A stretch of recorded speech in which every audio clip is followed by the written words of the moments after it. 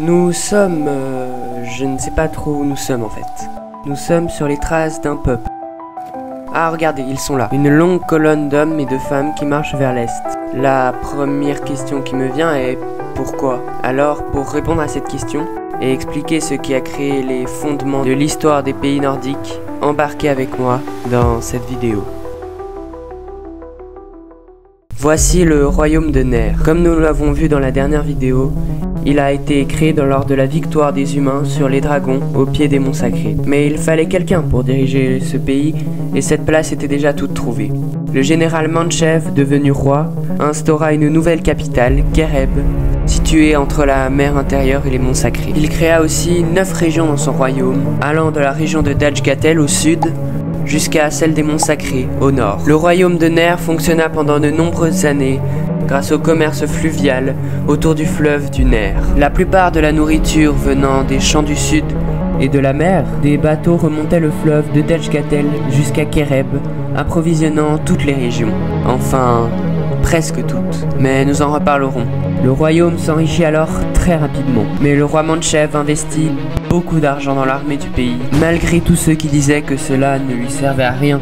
Le royaume de Ner n'avait aucun ennemi. La guerre l'avait rendu parano. Et finalement, il eut raison d'être aussi prévoyant, car une révolte ne tarda pas à éclater. Voici la région du Gwendolion. Elle est située à l'est du royaume de Ner, au bord de la mer intérieure. Son emplacement est a priori parfait pour faire du commerce avec le reste du royaume, mais ce n'est pas ce qui se passait en ce temps-là. Les routes commerciales maritimes passaient plutôt à l'ouest de la mer intérieure, ce qui ne posa pas trop de problèmes, jusqu'à ce qu'une famine s'abatte sur la région du Gwendolion. N'ayant plus assez à manger, le gouverneur de la région alla à Kereb demander à Manchev d'approvisionner sa région, mais celui-ci refusa, jugeant ce changement trop cher. On ne peut pas affamer ainsi une population. Les hommes et les femmes du Gwendolion se révoltèrent et commencèrent à incendier des bâtiments officiels et à maltraiter les représentants du gouvernement. Et évidemment, l'armée intervint, mais ne parvint pas à contenir la foule. Pour calmer les tensions, le roi Manchev accepta de relier la région aux routes commerciales.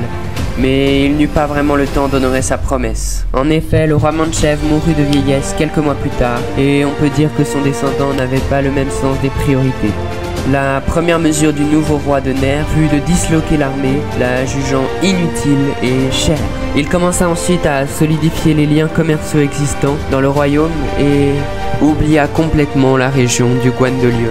Cette fois-ci, le roi avait peut-être un peu poussé le bouchon un peu trop loin. La pire révolte que le monde n'ait connue éclata dans la région de l'Est. Le roi essaya d'intervenir, mais sans armée, c'était plutôt compliqué. La tension monta et aboutit par une décision des habitants du Gwendolion, l'indépendance.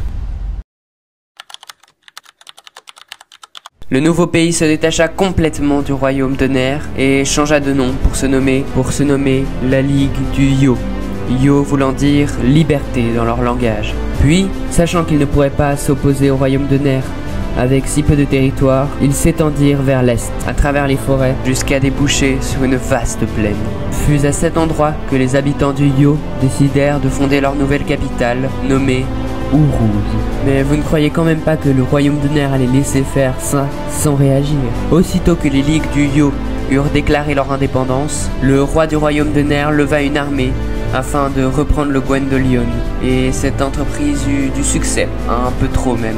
En même temps, comment un royaume aussi jeune aurait pu s'opposer au puissant royaume de Ner? Amputés de leur territoire qui donnait sur la mer intérieure, les dirigeants des ligues du Yo, très en colère, décidèrent de mener une grande offensive sur la capitale du royaume de Ner, Kereb. Il faisait nuit et la lune brillait dans le ciel comme tous les soirs. La muraille de Kereb était faiblement protégée, mais ce soir-là, une petite escouade de soldats se faufilait dans l'obscurité en direction des hauts remparts de la ville. Aussi silencieusement qu'ils étaient arrivés au pied des murs, un des soldats sort un arc et lance une flèche équipée d'un grappin en direction du ciel. Celle-ci atterrit, se coinçant sur la muraille. Les soldats escaladent en silence, puis tout aussi discrètement, pénètrent dans une tour et l'occupent, tuant tous les gardes qui étaient présents. Puis, arrivés sur le toit, ils allumèrent des dizaines de flèches enflammées et bombardèrent la ville depuis le haut de la tour. Avant qu'on ne vienne voir ce qu'il clochait, les soldats s'en allèrent, le plus vite et le plus discrètement possible. Le roi de Ner était fou de rage. Après s'être séparé et avoir subi une lourde défaite, ces rebelles osaient enflammer sa ville. Il leva son armée et se dirigea vers les grandes plaines de l'Est. Mais cette fois, les ligues du Yo étaient prêtes.